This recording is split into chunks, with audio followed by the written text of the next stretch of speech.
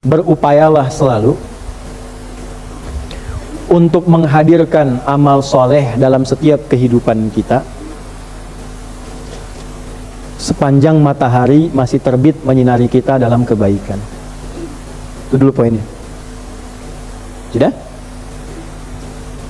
2, berupayalah belajar dari musibah hidup untuk memperbaiki kekurangan-kekurangan hidup yang sebelumnya pernah dilakukan. 3, awas, ini belum selesai kesimpulannya. Tidak ada manusia yang sempurna. Pasti sepanjang kita bukan Nabi dan Rasul pernah berbuat salah, itu pasti. Ustadz juga sama, pasti pernah salah, nggak ada ustadz yang sempurna.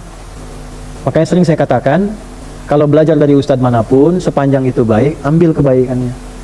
Kalau tak sepakat, sudah, ditinggalkan saja. Yang tak sepakatnya tidak harus menghukumi orangnya. Itu paling gampang supaya kita nggak punya urusan di hari kiamat nanti. Jelas? Karena sepanjang manusia bukan Nabi, bukan Rasul, pasti punya apa? Salah, nggak ada yang sempurna. Orang yang baik itu adalah orang yang belajar dari kesalahannya untuk memupuk kesolehan di masa kehidupannya. Kalimat paling gampangnya gini, kalau mau dibikin status boleh ya. Betul, dan itu Allah sangat mencintai. Allah sangat cinta. Allah sangat mencintai pelaku maksiat yang gemar bertobat dibandingkan orang soleh yang tidak pernah merasa salah. Itu catat. Allah sangat mencintai pelaku maksiat yang gemar bertobat dibandingkan orang soleh yang tidak pernah merasa. Pak, Bu, mohon maaf, nggak ada yang sempurna, semua punya masa lalu. Makanya kenapa harokatnya fathah, supaya dibuka masa lalu itu, membuka masa depan yang lebih baik. Nah, kadang-kadang untuk menyadarkan kita, dikasih musibah supaya kita sadar yang nggak baik itu perbaiki. Kalau sudah dengan adanya musibah kita berubah, pertahankan itu. Nah, itu Allah sangat cinta. Jadi kalau kita mendekat dengan keadaan pelan pun, Allah menyambut dengan keadaan yang cepat. Dan jangan pernah menyimpulkan kehilangan kasih sayang Allah, betapapun berapa dosa yang pernah kita kerjakan. Sampai turun surat tuh, surat 39 ayat 53. Qul ya ibadiyalladzina asrafu ala anfusihim la taqnatu min rahmatillah. Muhammad, katakan, sampaikan, viralkan pada hamba-hambaku yang sudah berumur maksiat, jangan menyimpulkan gak akan pernah mendapat kasih Allah. Innallaha yaghfiru dzunuba jami'a. Semua dosa yang pernah Anda kerjakan, saya kerjakan, kita kerjakan, kalau mau kembali, Allah ampuni semua dosa-dosa itu. Jadi ketika Anda baca ini, idza syamsu kuwirat, ingat dosa. Salah sama ibu, sama bapak, belum minta maaf, sudah meninggal orang tua. Salah asuh anak, sehingga anak berkata yang kasar. Bukan orang lain yang salah, orang tua. Salah asuh. Jangan nyalain guru. Guru nggak salah. Antum terus tanggung jawab. Saya, kita selaku ayah dan ibu mendidik anak. Cuman karena nggak sempat sepenuhnya waktu, kita titipin guru-guru mendidik. Kita nitipin supaya dididik, karena kita nggak sempat. Tanggung jawabnya kan bukan guru, harusnya kita. Jadi kalau ada anak salah, jangan salahkan anak dulu. Kita dulu. Lihat dulu tuh.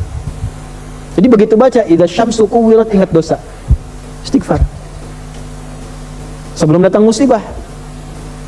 Atau yang kedua, musibah kecilnya. Ya, musibah kecil dari ajal itu tiba kematian. Musibah besarnya kiamat. Kalau sudah kiamat gak bisa dirawat. Mumpung masih hidup, ralat itu. Diedit, kata-kata edit. Edit lagi dengan taubat. Perbuatan diedit supaya lebih baik. Mumpung masih hidup. Nah, ini kita panjang ngaji nih, sampai 2 jam lebih kita ngaji sampai dengan saat ini. Kesimpulan ini mesti dapat. Kalau sudah dapat seperti itu, iman makin menguat. Ada puncak harapan kepada Allah. Begitu istighfar sudah muncul, dosa diperbaiki, tanda dosa itu dihapuskan oleh Allah, diterima taubatnya, berubah perilakunya menjadi baik. Salah satu tanda. Makanya ketika ada kalimat taba wa amila sholiha, seringkali disampaikan begitu dalam Quran. Taba wa amila sholiha. Begitu taubat, berubah perilakunya jadi baik. Anda kalau pernah berbuat perbuatan kotor di masa lalu, tiba-tiba menangis taubat, terus berubah jadi baik, itu tandanya taubat yang diterima Allah. Dan pesan saya, ingat ya, catat betul pesan ini ya, catat betul. Jangan diingat-ingat lagi perbuatan dulu, selesai. Karena nanti yang paling diandalkan setan menampilkan lagi memori masa lalu itu. Zina, membunuh, mabuk dan sebagainya. Sudah tobat nih jadi baik, sudah nggak senang lagi, udah jangan dipikirin lagi. Teruskan yang amal soleh, masa lalu tutup. Nanti setan akan terus menghadirkan itu dan memberikan kepada Anda satu pandangan bahwa kamu dosanya terlalu besar, belum tentu dimaafkan. Hati-hati. Itu tipu daya setan. Jelas?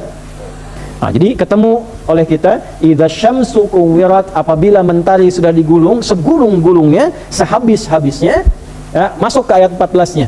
Alimat nafsum ma akhbarat, barulah manusia sadar selama ini sudah mengerjakan apa, sudah melakukan apa. Bawa situasi kecilnya, tiap kali lihat matahari syukuri nikmat kepada Allah, terima kasih ya Allah. Taubat kita kepada Allah akan dosa-dosa, perbaiki diri kita, sampai menghadirkan amalan yang kita pede kita bawa pulang untuk meninggal. Jadi kalaupun meninggal siap.